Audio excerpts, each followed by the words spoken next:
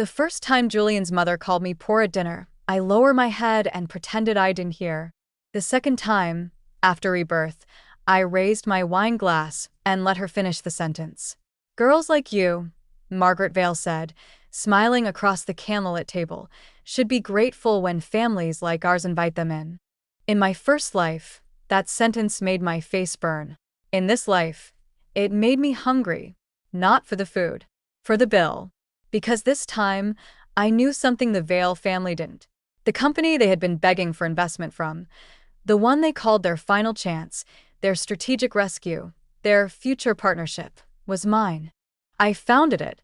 I owned it. I controlled the capital they needed to keep their family empire from collapsing. And tonight, while they mocked my dress, my background, my cheap little manners, and my scholarship girl past, they had no idea they were insulting the woman who had already read their debt reports.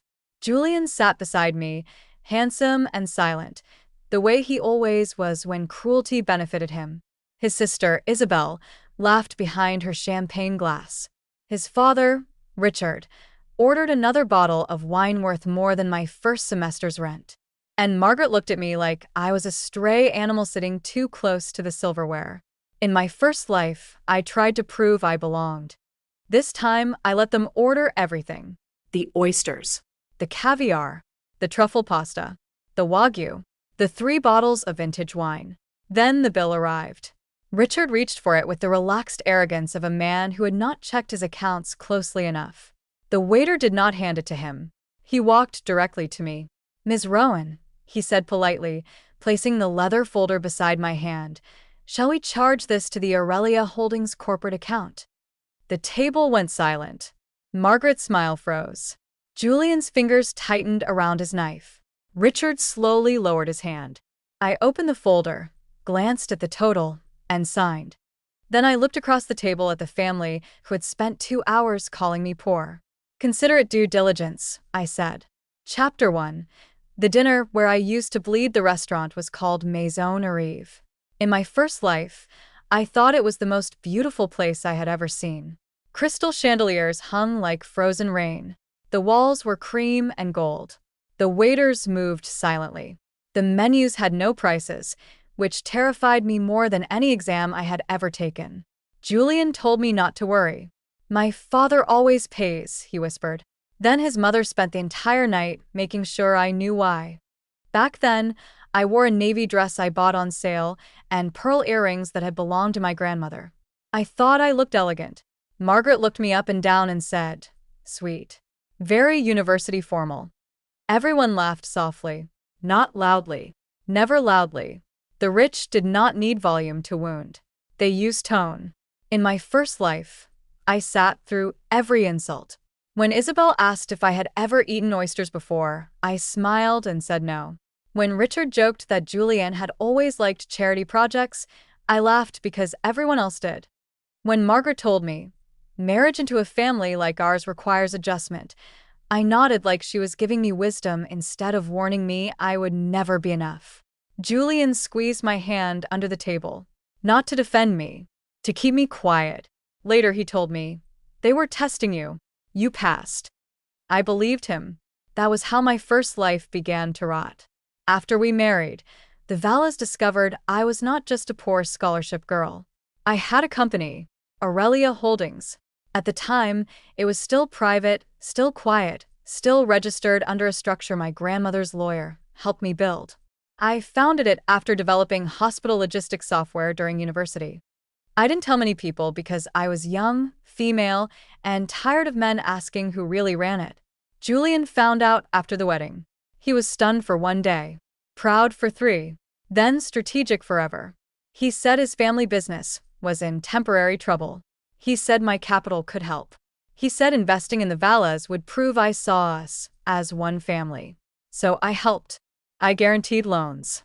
I covered payroll. I funded a hotel renovation. I paid invoices Margaret pretended were household expenses.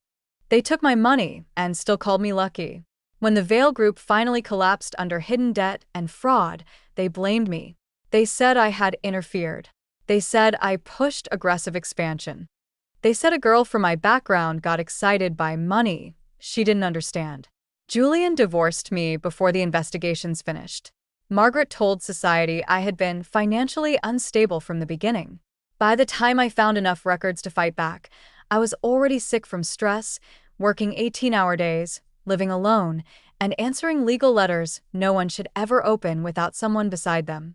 I died in a hospital bed with my phone still buzzing from creditors chasing debts that were never mine.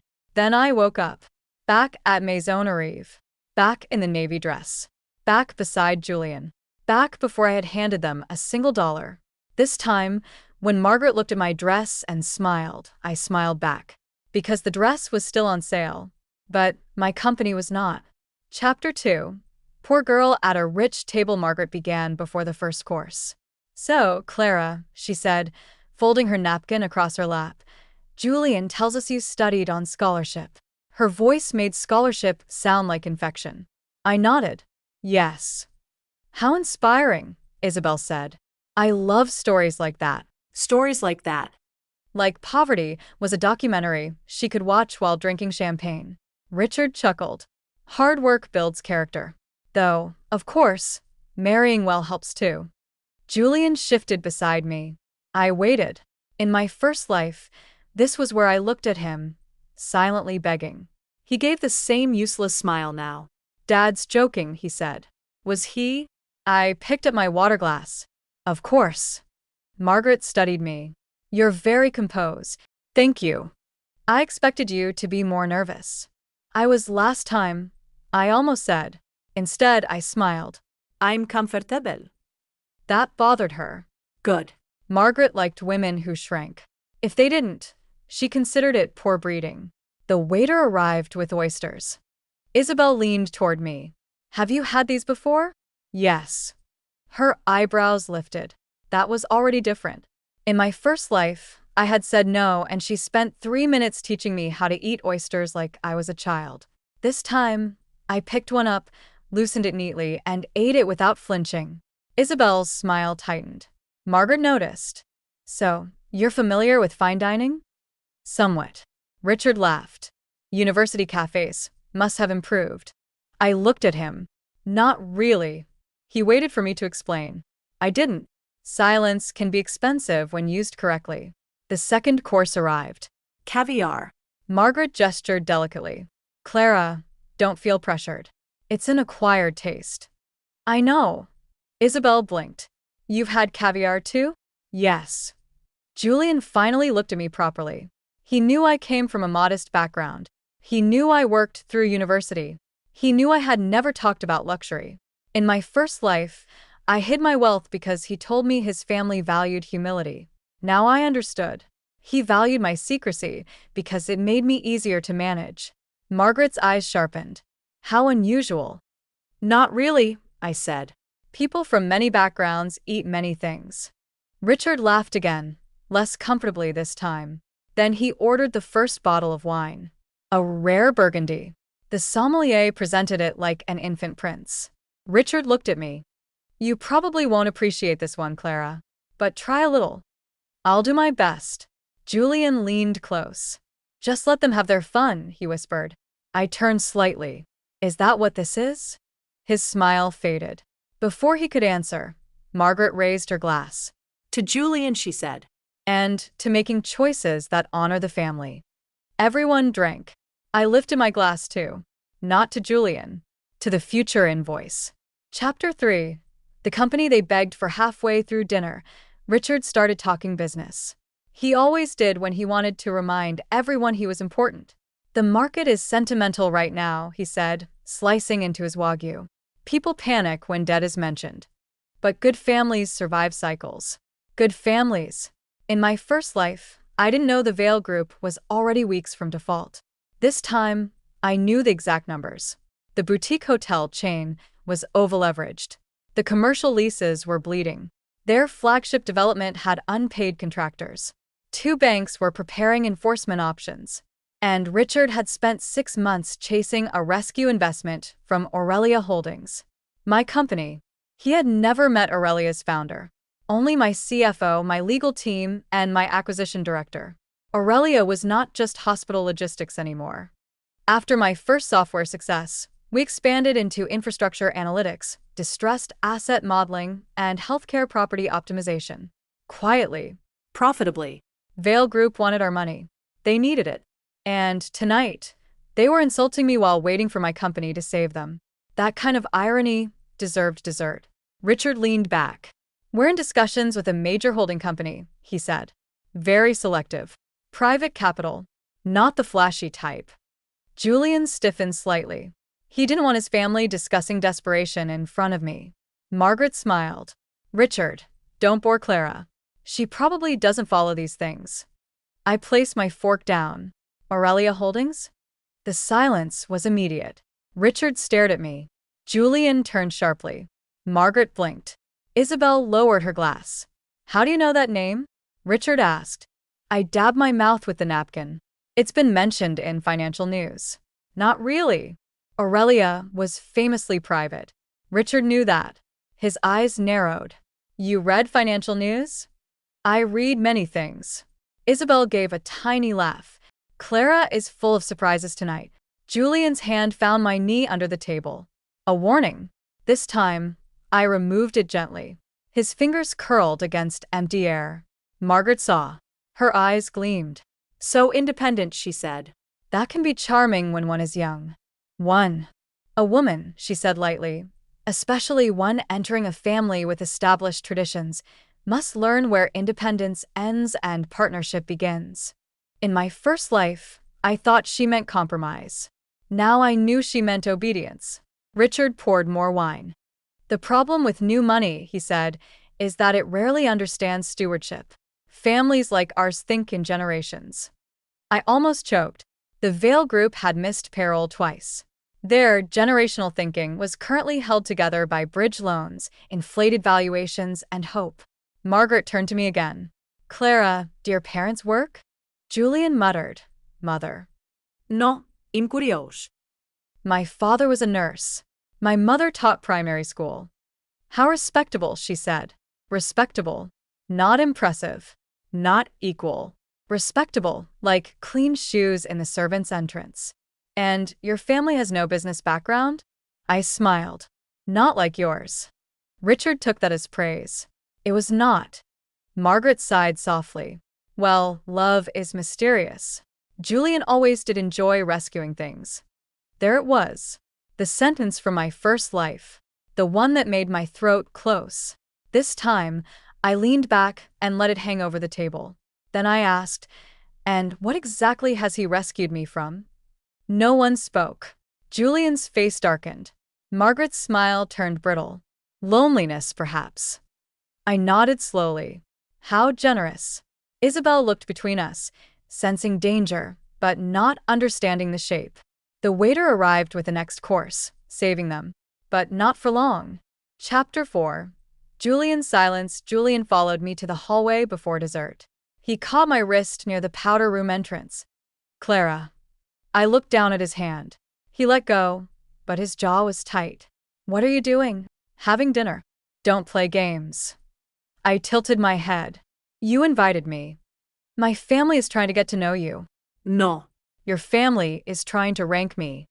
He exhaled sharply. They're old-fashioned. They're rude. They're protective.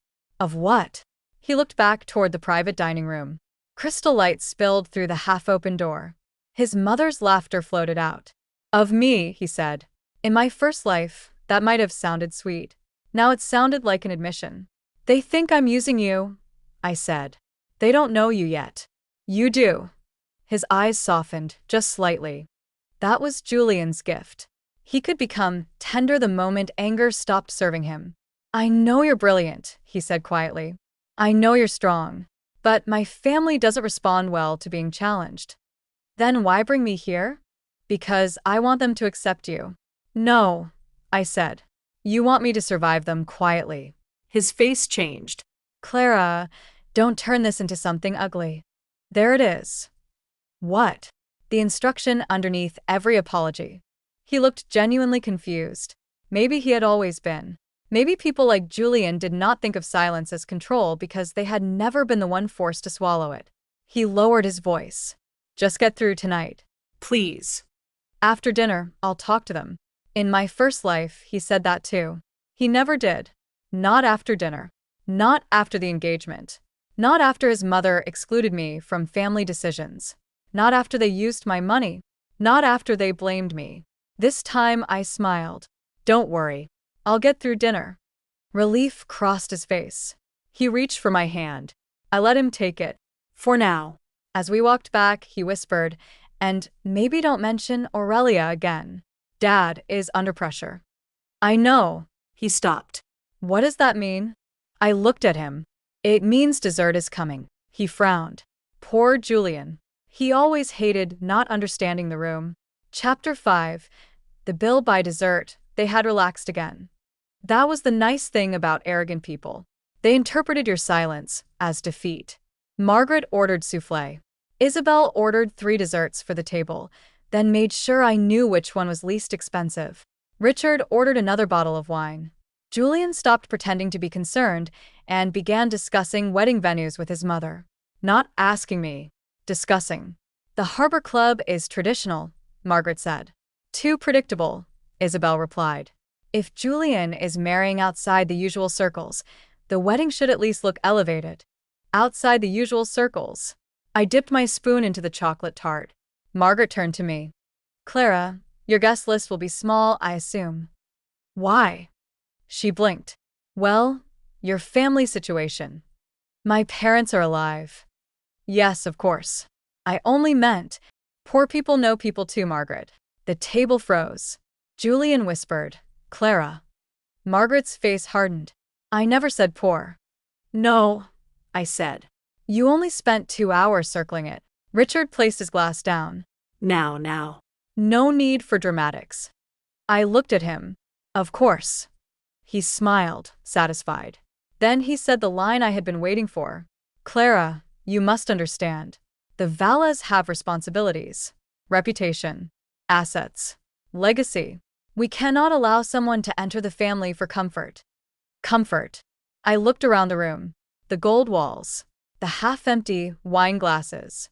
The plates of food they barely touched. The family that mocked need while drowning in debt. And what do you think I want? I asked. Margaret answered before anyone else. Security. In my first life, that word slapped me. This time, it amused me. Yes, I said. I do value security. Isabel smirked. At least she's honest. The waiter arrived then. Perfect timing. He carried the bill in a black leather folder. Richard reached lazily for it. I'll handle this before Clara thinks we expect her to contribute. Margaret laughed softly. Julian looked embarrassed, but did not correct him. The waiter did not move toward Richard. He turned to me.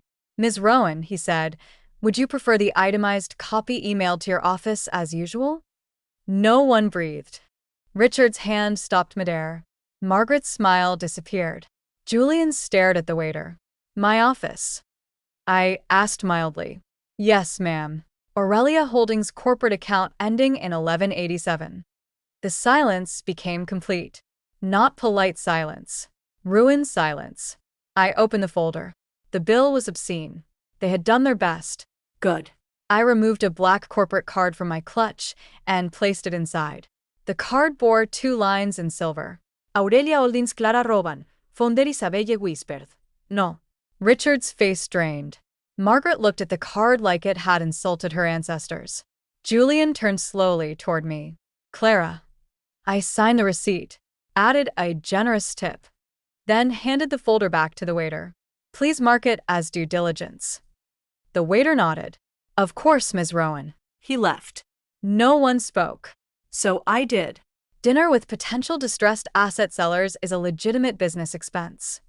Richard's mouth opened. Closed. Opened again. You're Aurelia? I smiled. No, Richard. I own Aurelia.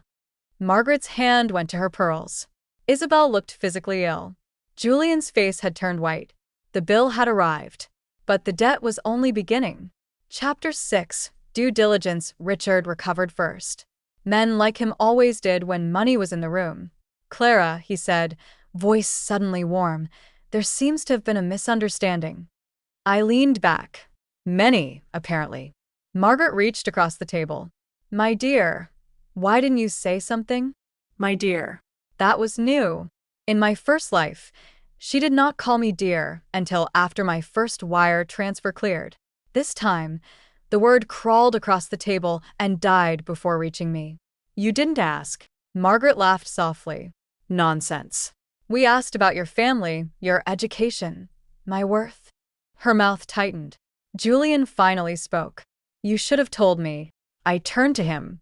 I did. His brows drew together. No, you didn't. I told you I ran a company. You said a small private firm. It was private. You assumed small. Isabel whispered. Aurelia is valued at nearly 4 billion. Margaret's eyes widened despite herself. Richard looked at Isabel like he wanted to silence her and kiss her for providing the number. Julian stared at me. You let us sit here and call me poor? He flinched. You let them think. No, I said. I let them speak. That landed harder, because there was no defense against words already said. Richard leaned forward. Clara, business is business. Family conversations can be clumsy. Clumsy? He gave an oily smile. We're under pressure. Perhaps we overcompensated. By calling me a charity project? Margaret's cheeks flushed. I never used those words. Richard did. Richard looked away. I opened my clutch and took out a slim folder. Julian's eyes fixed on it. He knew me well enough to fear paper. I placed it on the table. Aurelia completed preliminary review of Vale Group last week.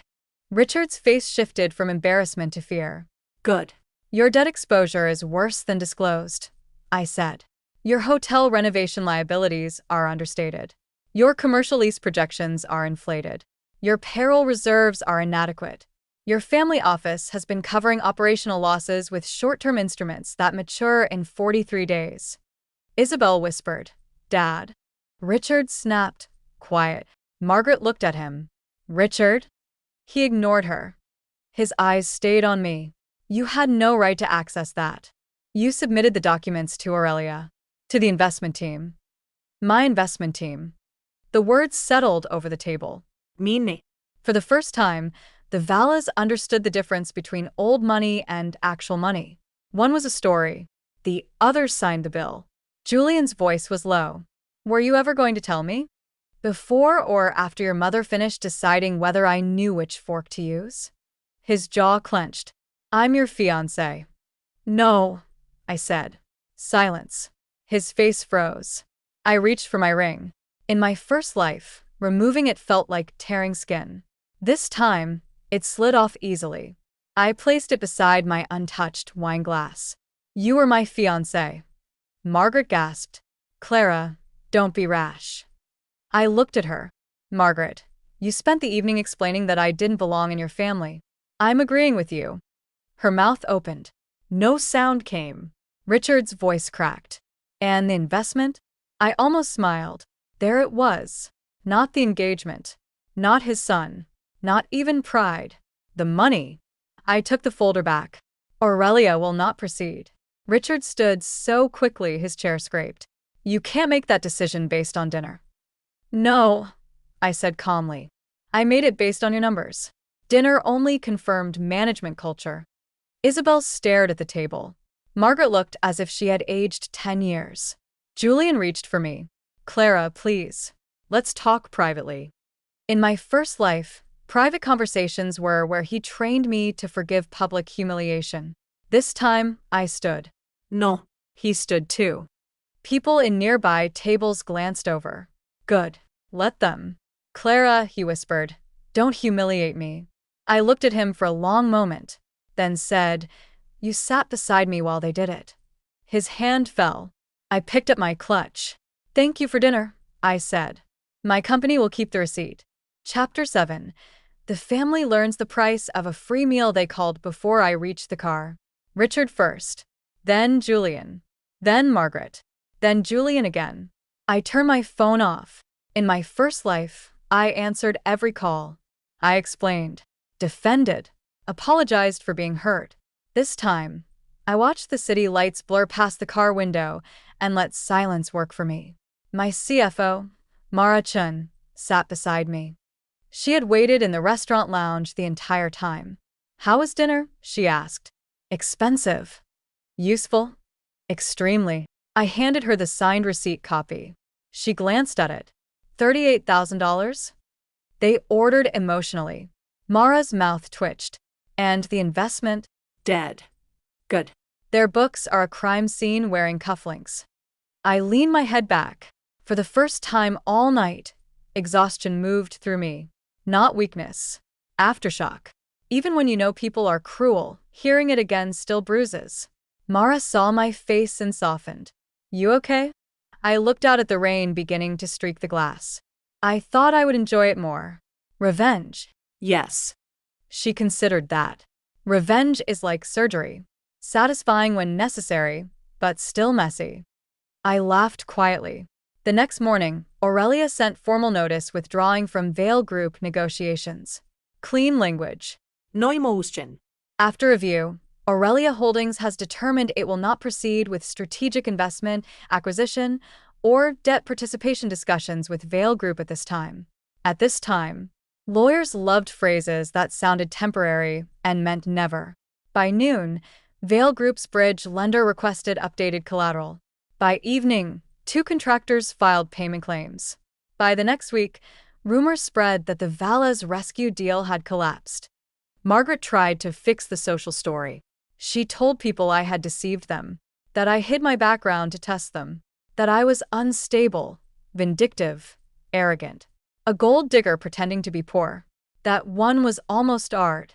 Then the restaurant story leaked. Not from me, from a neighboring table. Vale family spent dinner insulting their son's fiancée for being poor, then she paid the $38,000 bill with the corporate card of the company they wanted investment from. The internet adored it. Society adored him more. People who once feared Margaret began laughing behind her back. Her greatest weapon had always been humiliation. She hated discovering it worked both ways. Julian came to my office 5 days later. He looked tired, still handsome, less certain. Security asked if I wanted him removed. I said no. Some endings deserve a witness. He entered slowly, eyes moving over the office. Aurelia's headquarters was nothing like his family's world. No inherited portraits. No marble staircase. Glass walls. Plants. Engineers in sneakers. A reception screen showing live hospital distribution maps. Real work. He looked small inside it. "Clara," he said. "Julian." I didn't know. I folded my hands on my desk. About Aurelia? About all of it. That was vague enough to be useless. I waited. He swallowed. My family was cruel. I should have stopped them. Yes. I was afraid. Of what? His mouth tightened. Of them thinking I couldn't control you. There it was. At least he had learned one honest sentence. I leaned back. "You couldn't." "No," he said quietly. "I couldn't." For 1 second, I saw the man I had loved in my first life. Not evil. Not brilliant. Just weak. Weakness can destroy you just as completely as malice when it sits beside cruelty and calls itself peacekeeping. He stepped closer. "Is there any way back?" No. His eyes closed. "What if I leave them?" I almost laughed. "You still think this is about geography?" His face twisted. "I love you." In my first life, those words kept me alive long after the marriage was dead. This time, they arrived without power. "You loved what I gave you," I said. "Not what it cost me." He had no answer. I stood and walked to the door. He followed slowly. At the threshold, he looked back. "My father may lose everything." "No," I said. "He may lose what he couldn't afford." Julian stared at me, then nodded once. He left with his shoulders lower than when he entered. This time, I did not cry. I had already mourned him in another life. Chapter 8. The bill that bought my freedom 3 months later. Vale Group entered administration. Richard called it restructuring. Margaret called it betrayal. The banks called it default. Aurelia did not buy the whole company. I had no interest in saving the Valas from their own architecture. But we did acquire one asset from the receivers, a half-finished healthcare logistics center attached to a failed hotel development. The Valas had used it as a vanity project. Aurelia turned it into a regional medical supply hub. Efficient, useful, profitable within the first year. The first time I visited the completed site, I stood in the loading bay watching refrigerated trucks roll out under a clear morning sky. Mara stood beside me. "Worth the dinner bill?" she asked. I smiled. "Best $38,000 we ever spent." She laughed, then handed me a framed copy of the receipt. I stared at it. Maison au rêve. Private dining, oysters, caviar, 3 bottles of wine, a ridiculous dessert selection, corporate account, Aurelia Holdings. Signed, Clara Rowan. Mara had written beneath it, "Due diligence, successful. Investment avoided." I laughed so hard the operations manager looked concerned. I hung the frame in my private office. Not because I needed to remember their insults, because I needed to remember the night I stopped auditioning for people who couldn't afford the ticket. Later, I heard Margaret moved to a smaller house outside the city. She told people she preferred quiet. Isabel married a man with liquid assets and no sense of humor.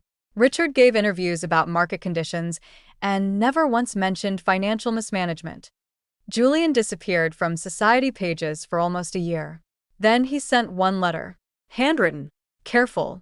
"Clara, I don't expect forgiveness. I keep thinking about dinner and about the fact that you gave me so many chances to be better before I even realized I was failing. I let them speak because silence was easier." I'm sorry. Julie and I read it once, then placed it in a drawer. Not forgiven. Not forgotten. Filed. That was enough. 1 year after the dinner, Maison au Rêve invited me back. Not as Julian's guest. As keynote speaker for a women founders' private capital dinner. The same chandeliers. Same gold walls. Same quiet waiters. Different table. This time, when I stood to speak, no one wondered whether I knew how to eat oysters. They wanted to know how I built Aurelia, how I protected ownership, how I identified distressed assets, how I avoided emotional investment in bad management. I looked around the room and smiled. "I learned to listen carefully at dinner," I said. A few women laughed. They thought I was joking. I was not. After the event, the manager brought me the evening's bill for approval. Aurelia was sponsoring the dinner. The total was higher than the Vale dinner. Much higher. This time, every dollar felt clean. I signed. No trembling. No scam. No one across the table calling me lucky. Outside, rain washed the street silver. For a moment, I saw my first life self-reflected in the restaurant window. Navy dress. Tight smile. Hands folded in her lap while strangers measured her worth and found her convenient to insult. I wished I could sit beside her and whisper, "Stop trying to prove you deserve their table. Buy your own." In my first life, Julian's family called me poor at dinner, and I spent years paying for the privilege of being disrespected. In this life, I let them say every word again. I let them order like kings. Let them laugh at my dress. Let them call me charity, risk, adjustment, rescue, and security. I never told them my company was the one holding their future in review. I never warned them that the woman they thought needed saving had already read their balance sheets. They thought I came to dinner hoping to join their family. Really, I came to decide whether their empire was worth buying. And by the time the bill arrived, the answer was already clear. So, I paid it with my company. Then left them with the debt.